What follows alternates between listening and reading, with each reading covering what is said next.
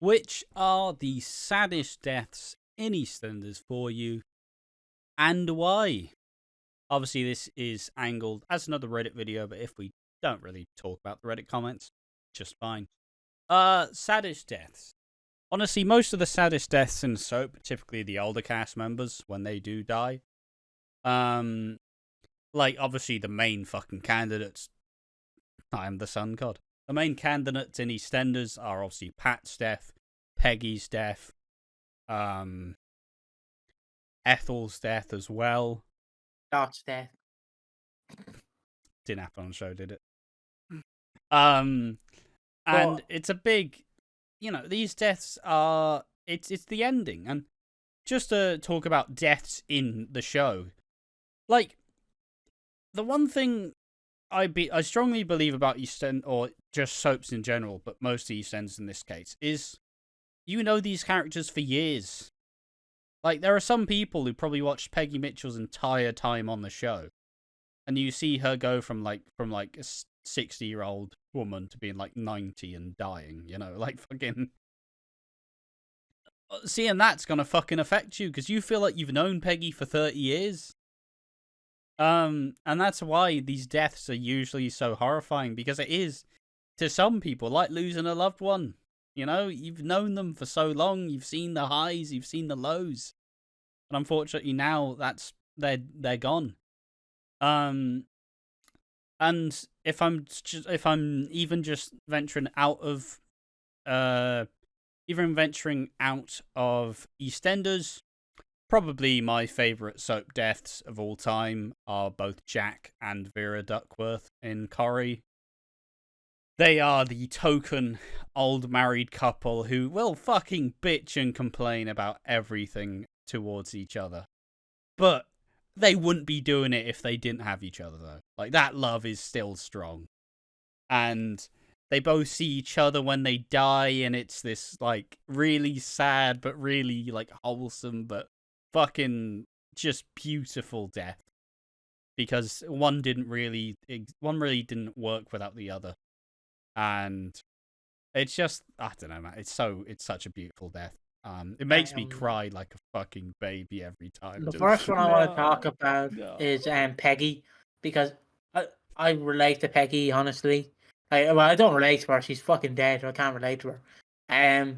But her death, just because it's something when you're old, it's like you don't see your loved ones, you see your friend. Yeah. Like, if I'm in a chair when I'm 80 shitting myself, about to off myself, I don't want to see anyone but Ash. Just Ash going, you remember the good times of watching Walford? Yeah. Like, you bitch, you cow, you C-word, you C-word. Like, just Ash, you remember that time? You remember that time at All In where we pulled Slater's pants down, we both ran like fucking. It's like, yeah, you remember that time? Exactly. Like you reminisce about the good times. Peggy's death is, I haven't watched it in a long time, but it's just the fact that they got Pat back, and it's just like, oh, just no. Because, and there's also, you get the fucking thing where she's like, Phil, I want you to help me, and Phil can't do it. He can't do it. So then he goes up and he finds her, and he does, like, we always joke about Phil when he cries. He is just like the, because, that's like that fucking agonizing pain where you realize that shit, this has fucking happened. And like, I haven't watched in a while, but yeah, definitely would be crying. Because it is something I want to look back at. Like, if I'm in a chair and all I see is Ash, who's not real, who's been dead for like 30 years, just fucking looking at me going, hey, man. And I'm like, it was good. Remember the good times. And just me sat there delusional, well, like my grandchildren are looking at me like, why is he so fucking happy? Why is he so happy? Just Ash going, like, how's heaven, Ash? Oh, it's fucking great. I'm up here with all these people. And it's just, I'm having a great time. Met Barrow Winster, met fucking June Brown. And I'm like, oh, yeah. Oh. But yeah, I also relate to Lola's death because my nanny was bedbound. And just seeing Lola in the bed and just, I don't know why. I understand why, but I don't really describe it to people. But when my nanny passed, they left me in the room, of course, and she had a little like a Google TV thing, like a little, Hey Google, and then it'll go off. So I just put Hey Google, put Time for Your Life by Green Day on, and then so I was just sat there like having just Time for Your Life playing, and That then sounds really fucking sad, doesn't it? Holy shit! And then Jesus Christ! And then Wake Me Up When September Ends comes, and I'll never forget it. So it's like, wake me up when September ends. Fucking drum hits, and then all I see is just two people banging up the stairs, just like, nope, turn that off. My cousin's like, come here, give me a hug. I'm like, fuck off, my nanny's just dead. Fuck off. Yeah, it was so sad. I remember it because I was just sat in a chair and waiting fucking Time of Your Life playing, just because that's how I and get out my feelings, just listen to music, because you relate to music. So I imagine just my nanny sitting there playing fucking a guitar, like playing that song, just yeah, I mean, similarly, I'd also just, I don't know, like normal. Like, I used to be very emotionally stunted before I got on medication. Now I'm a bit more emotional, but since I'm pretty and usually good, but don't really cry that often. But if I'm watching like a TV show or soaps, it's like, and something happens, I just fucking tears just pissing down my face, like through media, it's always a good way to kind of get those feelings out. And I'd watch the Jack and Vera death, I'd watch the Pat death, and I'd be like, oh man. It's like if EastEnders decides to like have a dog put down, I'm just like, nah, please, no, I don't want to watch it, please. But another one I like to watch is Ethel's, because because me and my dad have this conversation sometimes, because it's like, if you were given the choice to kill someone and they wanted, and I'm not saying if you're given the choice to stab someone, would you stab them? But if they go, can you please kill me? Like, if can you just someone overdose me? who clearly can't do it themselves stops you and goes, can you please, like, help me? Like, I personally think that should be legal. I know that would come with a lot of ramifications. Yes, but it should be legal. There'll be a lot of paperwork and a lot of checks. But yeah, I mean, just if I just imagining again, just me on my deathbed, just Ash beside me, like, Ash, you remember all these times you looked after me? You remember that time? Could you just kill me? It's like, oh, just knowing your reaction, you'll just go, sound. There you go. Sound. I'm just imagining me on my deathbed, emotionally dead in the moment, not feeling it all. And about 3 days after, I'll just be crying. I'm like, why am I crying? Oh yeah, fair enough. I was just imagining just me on my deathbed, pouring my heart out, like, can you please kill me? Just your response, sound. Do you want it? Do you want it now? Mate, I'm not feeling it, I'll be real yet. No, yeah, that'd be fucking wild. Saddest death as well. Yeah, like Pat's, like Peggy's. Danielle's is always sad. The one death that fucked me up that I didn't expect, and I'm not sure if anybody will give a shit about this one, but it's a Hollyoaks death.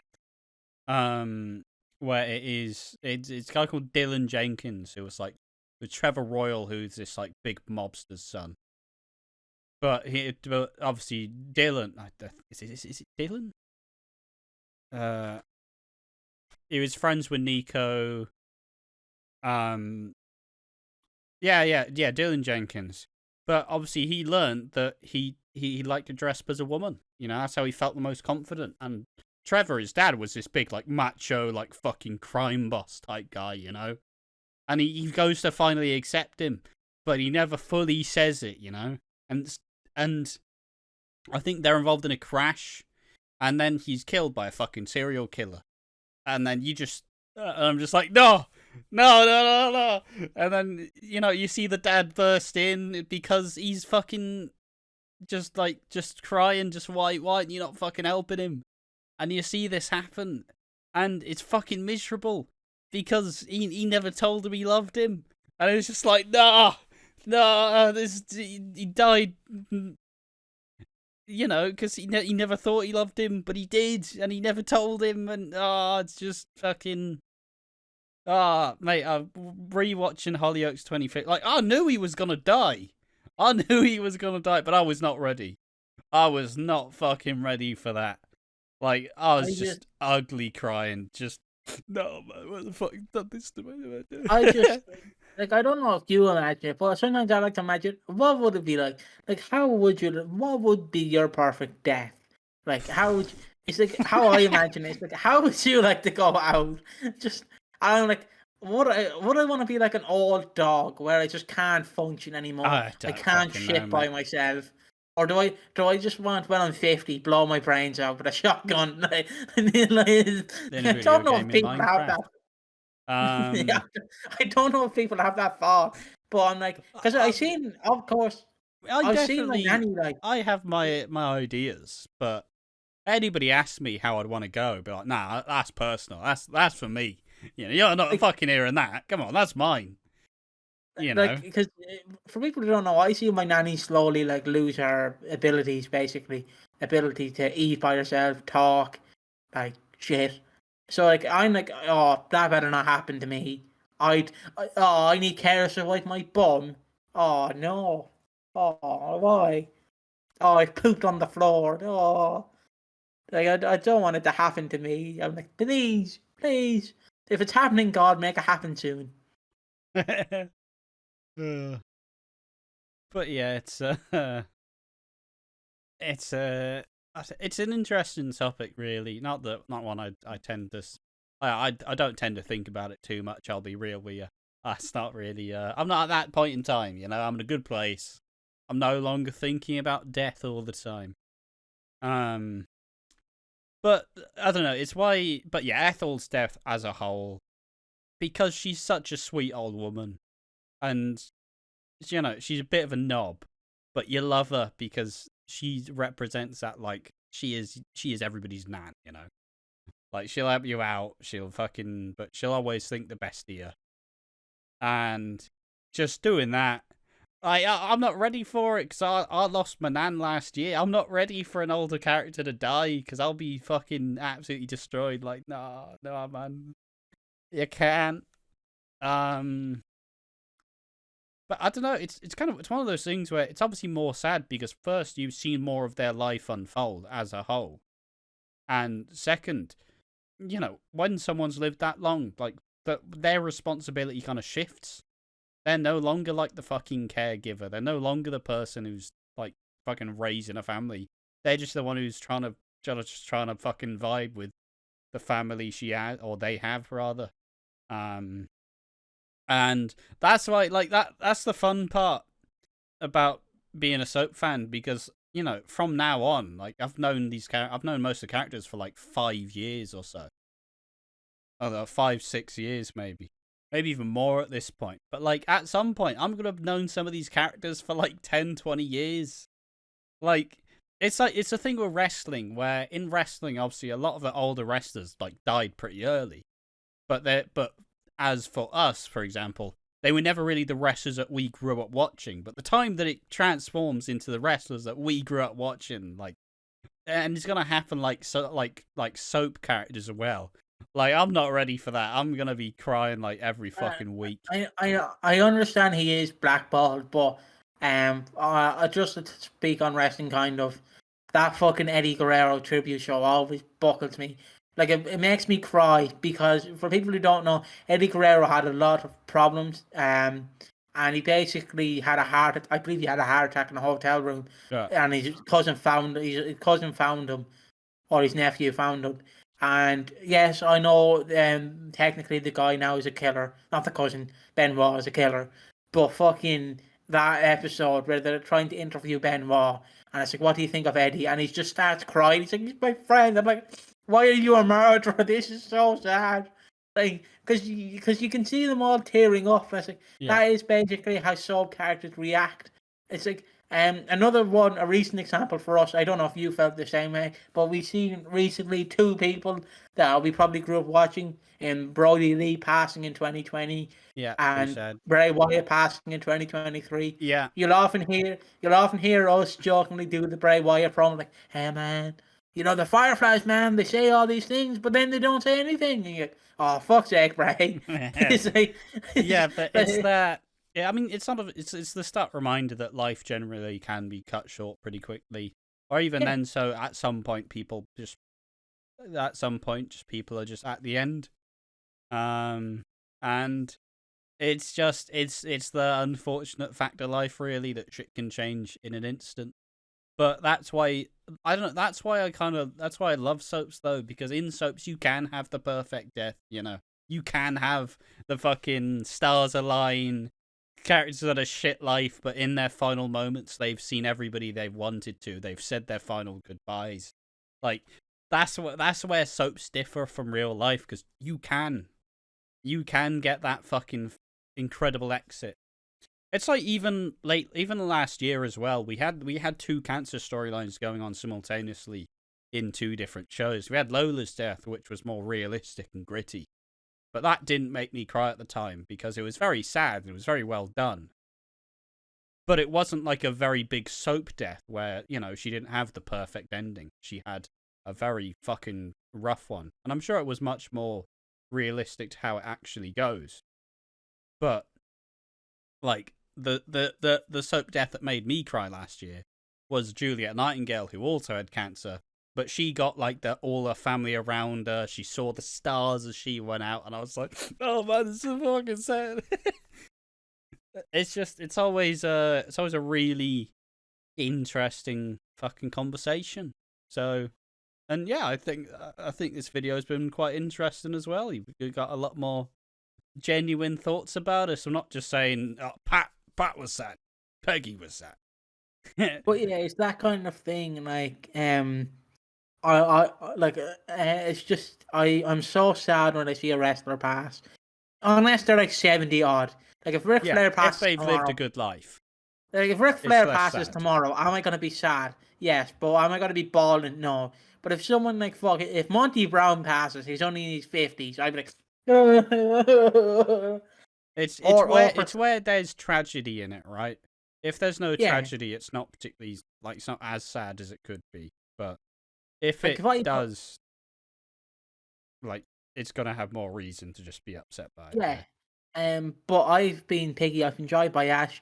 I don't know if I should plug the Patreon and shit, or just leave it. You want, mate? I'll just leave it. We I must suppose be the main question out of this. What's your saddest death? Do you have any interesting anecdotes from soaps and deaths? You know, any mirrored, any just really sad about you? It is. I don't know. I'm glad they exist, because as much as you may not want to see these things happen, ultimately it does, and you need to accept it. But as said before, at least you get to have the perfect exit. But yes, as Piggy was saying, no need for social medias or the Patreons. We will simply say thank you for watching. Tell us your thoughts in the comment section down below. And make sure to keep watching Walford. See you next time. Bye-bye.